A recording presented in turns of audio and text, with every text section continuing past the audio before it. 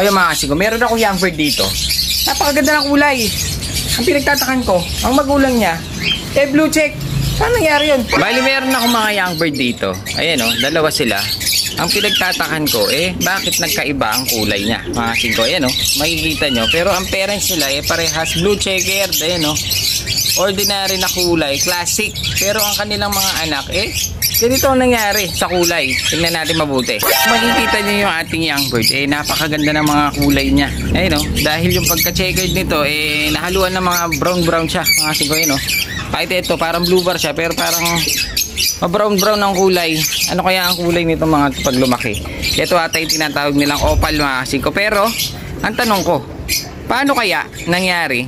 Samantalang ang magulang nito mga to, parehas blue check na ordinary ang kulay. Pero ang inaanak nila, ayun o. Napakaganda. Ano kaya sa tingin nyo? Sino kaya sa kanila ang may dugo at bakit?